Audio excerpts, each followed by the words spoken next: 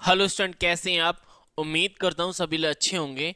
तो क्या आप तैयार हैं हमारे साथ इस यात्रा में चलने के लिए, जो कि हम 60 डे की यात्रा स्टार्ट करने वाले हैं, 60 डे की जर्नी शुरू करने वाले हैं। वैसे इस यात्रा का पहली जो क्लास है, फर्स्ट जो क्लास थी, वो ऑलरेडी आज हमने शुरू कर दी है। आपको कैसे जोड़ना है, आप कैसे इस यात्रा में, इस जर्नी में शामिल हो सकते हैं, इस बात की इस वीडियो में हम लोग चर्चा करने वाले हैं। और इस वीडियो में हम ये भी बताएंगे कि best plan to crack CPCT exam, कैसे आप सीपीसीटी एग्जाम को क्वालिफाई कर सकते हैं और सीपीसीटी क्वालिफाई करना क्यों आसान है, आप खुद से भी कर सकते हैं। अगर आपके पास सोर्स अवेलेबल नहीं है तो आप कैसे कर सकते हो, या फिर हमारे साथ इस जर्नी में आप शामिल होगे तो हम कैसे आपको सीपीसीटी की इस यात्रा में या फिर इस जर्नी से पूरी तरीके से आगे आपको ले जाने वाले हैं। 60D का बहुत आसान सा प्लान है। ऐसा नहीं कि ये प्लान सीपीसीटी एग्जाम के लिए जरूरी है, आप किसी भी कॉम्पिटिटिव एग्जाम की तैयारी कर रहे हो आप उसमें अप्लाई कर दीजिए। यही वो टूल्स हैं जिन्हें आप लगाएंगे तो किसी भी एग्जाम का आप सिलेबस, प्रैक्टिस, रिवीजन, टेस्ट, इन सबसे फ्री हो जाए, क्योंकि मैंने एक ऐसा प्लान बनाया स्टैंडर्ड वाला जिसे आप फॉलो करेंगे किसी भी कॉम्पिटिटिव एग्जाम को आप क्वालिफाई या फिर क्रैक कर सकते हैं। चलिए तो बिना समय गवाए सीधा करते हैं इस वीडियो की शुरुआत। और बात है सीपीसीटी एग्जाम की, तो पहले हमें थोड़ा सा सीपीसीटी एग्जाम के पैटर्न पर नजर डालनी होगी। अक्सर आप लोग पैटर्न जानते हैं, लेकिन हो सकता है कुछ ऐसे भी स्टूडेंट हो जिनको नहीं पता हो पैटर्न क्या होता है। जैसा कि आप सभी को पता है सीपीसीटी एग्जाम में थ्योरी और टाइपिंग दोनों का पेपर रहता है, और मैं इस वीडियो में आपको बताने वाला हूं थ्योरी वाला पोर्शन, जिसमें कंप्लीट जो क्वेश्चंस आते हैं आपके टोटल 75 क्वेश्चंस आते हैं और 75 ही मिनट आपको दी जाती हैं। अगर हम सब्जेक्ट वाइज डिवाइडेशन करें तो कंप्यूटर के 52 क्वेश्चन, रीडिंग कॉम्प्रिहेंशन 5, मैथ्स के 6, रीजनिंग 6 और हमारा जनरल अवेयरनेस के 6 क्वेश्चन हो जाते हैं। ओवरऑल मिला के आपका 24 है, सॉरी 75 है। और पासिंग मार्क्स जो आपको चाहिए 50%, यानी 38 नंबर लाना जरूरी हो जाता है। वहीं अगर मैं एडिशनल रूप से जाऊं टाइपिंग के लिए तो 20% टाइपिंग का स्पीड हिंदी में पासिंग है और इंग्लिश में 30 है। टाइपिंग दोनों में से कोई एक अगर आपने पास किया है तो आपका स्कोर कार्ड वैलिड माना जाएगा। टाइपिंग में से कोई एक, दोनों होगा तो अच्छी बात है, नहीं तो कोई एक होना जरूरी है थ्योरी के साथ साथ, तभी वो वैलिड है। ऐसा नहीं थ्योरी कर लिया फिर टाइपिंग या फिर ऐसे नहीं चलता है, ठीक है। अब ये तो पैटर्न आप लोग जानते होंगे, लेकिन इस पैटर्न से यहां से आपको थोड़ा सा मतलब लग रहा होगा कि कैसे निकलेगा। तो अगर आपने, वैसे तो मैंने बहुत सारे वीडियोस बनाए हैं, आपने विजिट किए होंगे मेरे बहुत सारे वीडियोस जिसमें मैंने 100% सीपीसीटी क्वालिफाई की गारंटी ली है। तो वहां पे गारंटी का रीजन है, मैंने सीपीसीटी के बहुत जितने पेपर्स हुए मोस्ट ऑफ द केस में बहुत अच्छे से एनालिसिस किया है। तो अगर उसको मैं थोड़ा सा ध्यान में रखूं तो जो पासिंग मार्क्स होते हैं मिनिमम, अगर आप कंप्यूटर स्टडी करते हैं तो कंप्यूटर 52 में से 30 नंबर मिनिमम पासिंग मार्क माने जाते हैं। ऐसा नहीं कि पेपर में आने चाहिए, ये मैंने आपके लिए बनाया है, आप खुद से क्वालिफाई कर सकते हैं। अगर आप इतना स्कोर एक्वायर कर पाते हैं पीवाई क्यूज के अंदर, पीवाई जो आप प्रीवियस पेपर के अंदर, तो आप खुद को डिफाइन कर सकते हैं कि मैं क्वालिफाई हो जाऊंगा। साथ ही साथ में मैथ्स में 2, रीजनिंग में 2 और जनरल अवेयरनेस में 2, ये 2 मिनिमम है, इन्हें आप लेकर पास हो सकते हैं। और रीडिंग कॉम्प्रिहेंशन तो आपको पता है फ्री के 5 नंबर होते हैं, ये तो सिर्फ और सिर्फ समय मांगता है। अगर आप रीडिंग कॉम्प्रिहेंशन को समय देते हैं तो 5 में से 5 नंबर लिए जा सकते हैं। तो समय देने के लिए आपको 2 चीजों का ध्यान रखना होता है। पहला, आप उसी लैंग्वेज का सिलेक्शन करेंगे जो लैंग्वेज आपकी समझ में है। जैसे हिंदी है तो हिंदी सेलेक्ट करिए, जरूरी नहीं इंग्लिश करिए। काफी स्टूडेंट क्या कर लेते हैं कि हिंदी करने के बाद वो इंग्लिश में स्विच करना नहीं कर पाते। वो ये सोचते हैं मैंने इंग्लिश कर लिया तो हिंदी कैसे करूंगा। भाई आप पेपर में किसी भी क्वेश्चन को कभी भी किसी भी लैंग्वेज में स्विच करा सकते हो। किसी भी लैंग्वेज, ज्यादा लैंग्वेज नहीं होती, सिर्फ 2 ही होती हैं, इंग्लिश या फिर हिंदी, कोई उर्दू फारसी लैंग्वेज नहीं चलती कॉम्पिटिटिव सीबीसीडी एग्जाम में भाई, ठीक है। चलिए अब हम इस जर्नी में आपको जो 60 डे की यात्रा जो हम करवाने वाले हैं, उस यात्रा में हम कैसे कैसे फेस करेंगे, कैसे कैसे चीजों को कवर करेंगे, हम उसकी बात कर लेते हैं। तो इस यात्रा को हमने तीन फेसेस में डिवाइड किया है।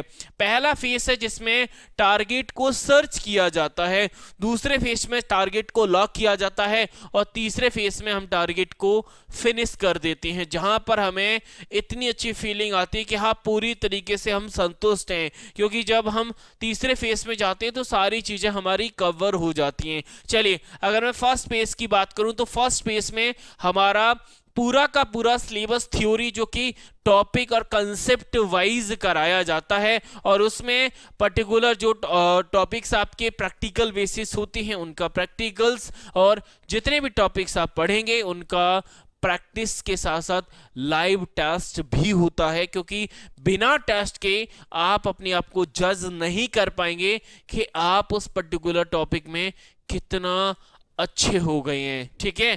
तो मान के चलिए कि पहले फेस में पूरे के पूरे सिलेबस को हम लोग कंप्लीट करेंगे इस जर्नी के अंदर, जो कि हम 60 डे की कवर करने वाले हैं। और अब पहले फर्स्ट फेस में जो आपको समय लगेगा, जो डे आपके स्पेंड होंगे, वो 30 दिन का समय इसमें लगने वाला है पहले फेस के अंदर। वहीं दूसरे फेस में जब हम जाएंगे तो दूसरे फेस में हमारा टारगेट लॉक होता है, मतलब जितनी भी ऐसे सीरीज पर हमने काम किया पहले फेस के अंदर, उन्हीं को हमें रिवाइज और प्रैक्टिस करनी होती है। उनके लिए हमारे रिवीजन क्लासेस के रिवीजन क्लास, सुपर क्विज और टॉपिक वाइज क्विज चलते हैं। अब काफी स्टूडेंट कहेंगे सर ये सुपर क्विज क्या होता है?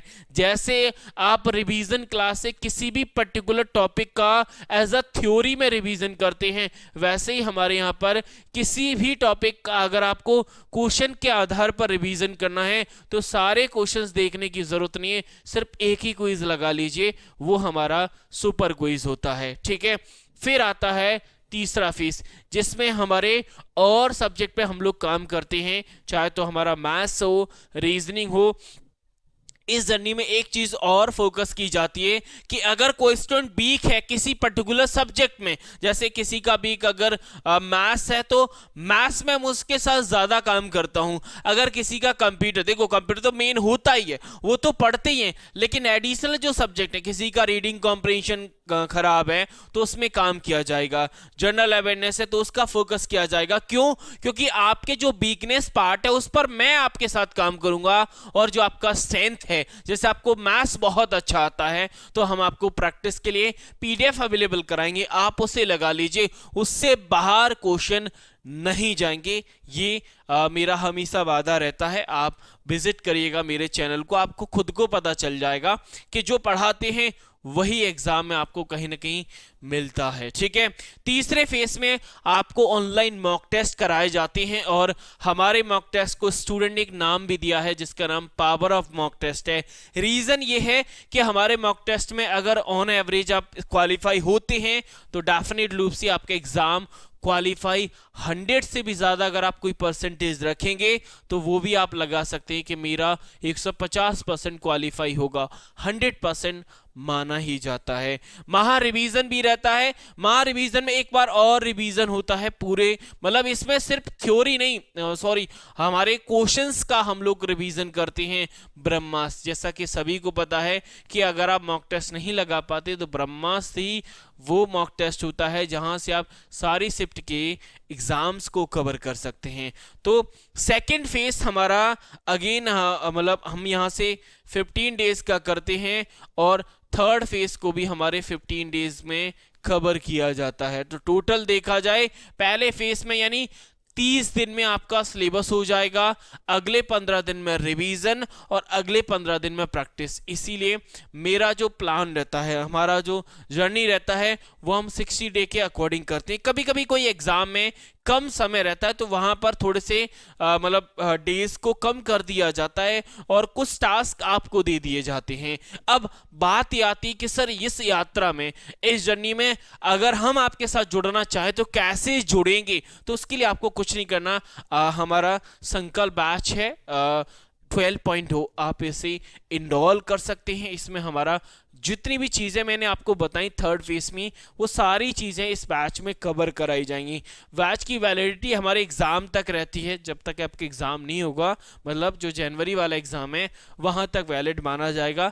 बैच का जो लिंक है वो वीडियो के डिस्क्रिप्शन में है, आप जाके विजिट करिए, वहाँ से आपको कंप्लीट इन्फॉर्मेशन मिल जाएगी। अगर आपको लगे कि वहाँ से आप नहीं कर पा रहे तो मेरा नंबर स्क्रीन पर है, आप मुझे कांटेक्ट कर लीजिए। और एक बात और है, ये जो संकल्प बैच है जब से ये लॉन्च हुआ है, इसके एडिशन से आपको पता चल रहा होगा कि ये कितना रिजल्ट ओरिएंटेड बैच है। आज बीएसआई एकेडमी को जो सीपीसीटी में मध्य प्रदेश में नंबर 1 का, बोलने से कुछ नहीं होता, आप बोलेंगे सर नंबर 1, रियल में नंबर 1 है बीएसआई एकेडमी रिजल्ट के मामले में।